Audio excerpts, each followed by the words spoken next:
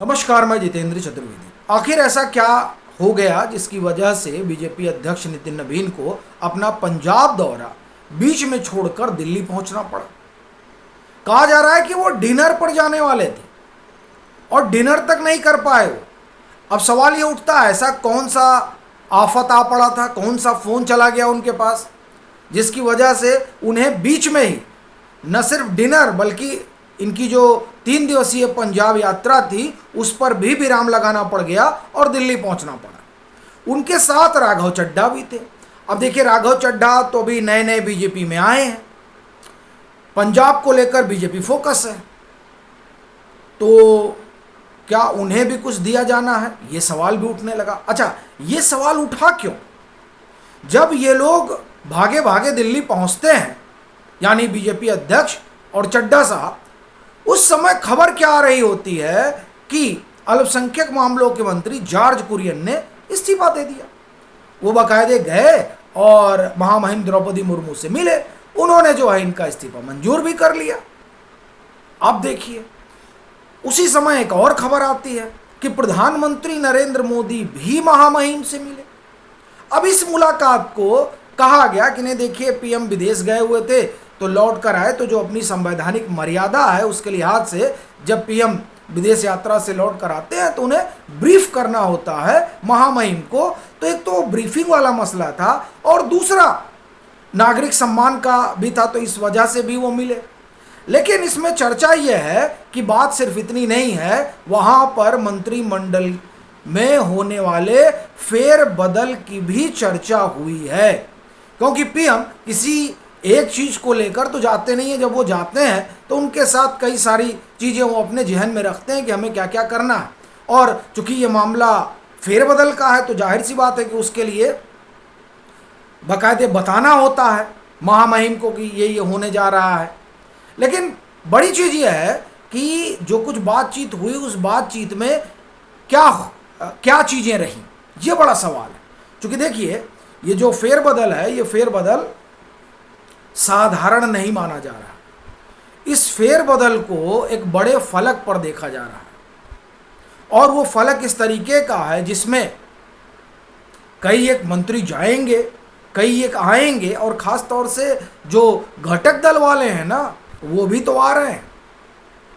तो सवाल ये उठता है कि देखिए, जैसे जॉर्ज कुरियन का हुआ, जॉर्ज कुरियन को कहा जा रहा है कि इनको गवर्नर बनाया जाएगा। क्यों? क्योंकि कर्नाटक के जो गवर्नर हैं उनका कार्यकाल पूरा हो रहा है, उत्तराखंड वाले का पूरा हो रहा है, और एक और है, यानी 3 गवर्नर हैं जो जुलाई में, जिनका आप ये कहें कि जो 5 साल की उनकी अवधि वो ख़त्म हो जाएगी। तो जाहिर सी बात है कि फिर वहाँ नए गवर्नर भेजे जाएंगे, तो उसमें चर्चा है कि कुरियन साहब उनमें शुमार हैं, इनको भेजा जा सकता है। यही नहीं, कई जो मंत्रिमंडल से हटेंगे उनको राजदूत भी बनाया जा सकता है, और इस तरह की बाकायदे चर्चा नहीं चल रही है, इस पर विचार हो रहा है। तो अब बड़ी चीज़ यह है कि इनका टेन्योर नहीं बढ़ाया गया। कुरियन का 21 जनवरी को माफ़ करिए 21 जून को पूरा हो गया था, तो इन्होंने इस्तीफा दिया। इसके अलावा रोनित बिट्टू भी हैं, चूँकि उनको विधानसभा का चुनाव लड़ना है तो उनका भी राज्यसभा नहीं बढ़ाया गया, तो भी इस्तीफा देंगे। फिर आप देखिए, 2 नाम और इसमें जोड़िए आप, बीएल वर्मा का और हरदीप सिंह पुरी का। नवंबर में इनका कार्यकाल पूरा हो रहा है राज्यसभा का, और अभी कोई सुगबुगाहट है नहीं, तो माना जा रहा है कि इन्हें भी कुछ नई जिम्मेदारी दी जाएगी। 2 लोगों को नई जिम्मेदारी दी जा चुकी है, पंकज चौधरी और हर्ष मल्होत्रा को, लेकिन पंकज चौधरी का मंत्रिमंडल नहीं जा रहा है, इस बात की संभावना ज़्यादा है। फिर ये होगा कि भाई बीजेपी में एक पद और एक व्यक्ति वाला तो मसला है। बात ठीक है कि बीजेपी में ये बात है, लेकिन किंतु और परंतु उत्तर प्रदेश का चुनाव है। उत्तर प्रदेश के चुनाव में जिस बिरादरी ने बीजेपी से मुंह मोड़ा, उसी बिरादरी से पंकज चौधरी आते हैं।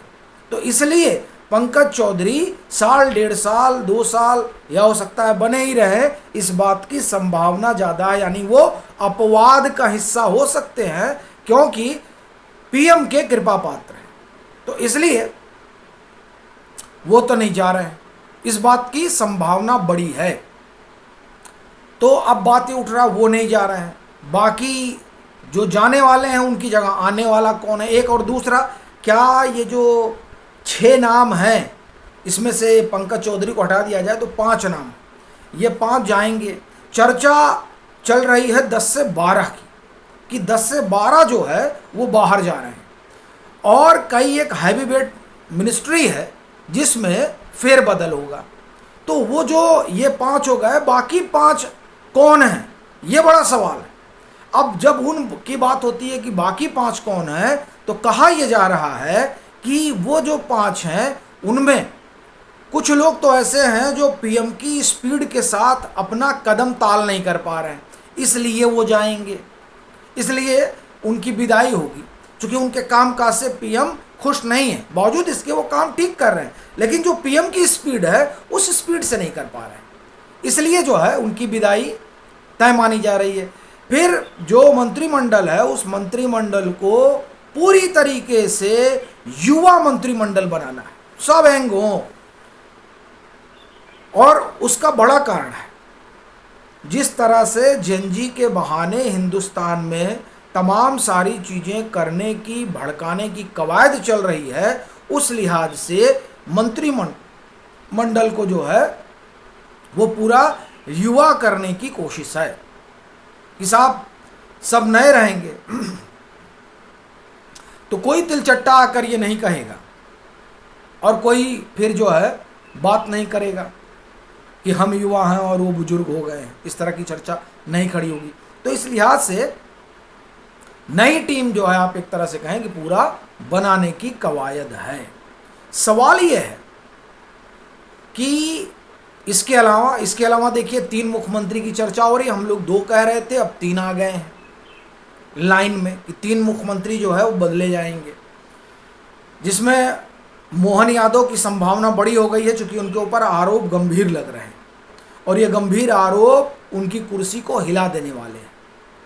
दूसरा, आप देखिए कि 2 और लोगों की बात हो रही है, लेकिन जैसे हमने कहा था कि धीरे धीरे सबके नाम आएंगे, तो मोहन के नाम आ गए, बाकी के नाम भी आएंगे। हो सकता है कुछ भजन हो, देखिए कुछ भी हो सकता है। तो मामला जो है वो इस तरीके का चल रहा है, कहाँ, बीजेपी में। और एक चीज़ और ख्याल रखिए, बीजेपी के अंदर बहुत कुछ चल रहा है। हालांकि जो अंदर खाने चल रहा है उस पर हम लोग अलग से चर्चा करेंगे, क्योंकि वो चर्चा बड़ी महत्वपूर्ण है। अभी ये बात हो रही है कि साहब क्या होने जा रहा है, कौन कौन जो है हटने की किसकी संभावना है। तो 3 सीएम बता दिए और बाकायदे 10 से 12 मंत्री हटेंगे, और कई लोगों के मंत्रिमंडल में जो है वो फेरबदल होगा। यानी अगर किसी के पास फिनांस है तो उससे फिनांस ले लिया जाएगा, उसको डिफेंस में भेज दिया जाएगा। जिसके पास डिफेंस है, मैं उदाहरण दे रहा हूँ, मैं ये नहीं कह रहा हूँ कि जो डिफेंस वाले हैं वो फिनांस में आ जाएंगे और फिनांस वाले डिफेंस में चले जाएंगे, मैं ये एकदम नहीं कह रहा हूँ। मैं ये कह रहा हूँ कि इस रिसफल में छुट्टी भी होगी और कई जो हैवी वेट मिनिस्टर हैं उनका मंत्रालय बदला जाएगा। दूसरी जो बड़ी चीज़ है, जिस सवाल से हम लोगों ने अपनी बात शुरू की थी कि आखिर क्या वजह रही कि नितिन नवीन भागे भागे आए, तो देखिए कहा यह जा रहा है कि पहले जो टीम बनेगी वो नितिन नवीन की बनेगी और उसके बाद में मंत्रिमंडल का विस्तार होगा। तो ये जो भाग कर आए हैं उससे इतना तो स्पष्ट है कि बीजेपी के संगठन को लेकर बड़ी कवायद तेज हो चुकी है।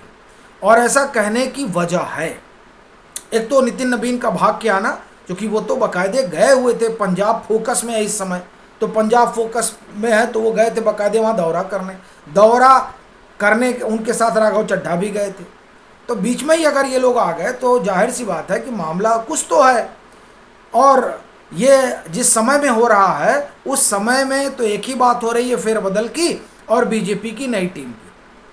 तो इसलिए इन लोगों का भाग के आना इस बात का अंदेशा दिलाता है कि कुछ बड़ा करने की तैयारी चल रही है with in BJP and with in cabinet. चूंकि देखिए 2 बैठकों की बहुत चर्चा है, लेकिन तीसरी बैठक जो 22 तारीख को की रात हुई है, नहीं 23 तारीख की रात हुई है, 22-23 को जो बैठक हुई है, उस बैठक में राजनाथ सिंह के घर हुई है, उसमें प्रधानमंत्री मोदी भी मौजूद थे। इस बैठक की कहीं चर्चा नहीं है। 2 बैठकों की चर्चा है, एक जो प्रधानमंत्री नरेंद्र मोदी के सरकारी आवास यानी आप कहें लोक कल्याण मार्ग पर हुई थी, जिसमें कैबिनेट के सभी लोग थे और कैबिनेट के लोगों के साथ साथ उनके सचिव भी थे। तो वो परफॉर्मेंस की मीटिंग थी। फिर एक मीटिंग राजनाथ सिंह क्या हुई, तब जब प्रधानमंत्री G7 की बैठक में गए हुए थे, कहाँ, यूरोप। और तीसरी जो बैठक हुई है उस बैठक की खबर नहीं है, वो बैठक भी राजनाथ सिंह क्या हुई है और कहा जा रहा है कि उसमें प्रधानमंत्री मौजूद थे और मामला सीधे तौर पर संगठन और सरकार के रिसफल से जुड़ा हुआ। इसी वजह से भागे भागे जो है वो नितिन नवीन पहुंचे। तो क्या ये माना जाए कि अब रिसफल की तारीख करीब आ गई है? आप लोगों की क्या राय है, जरूर साझा करिए।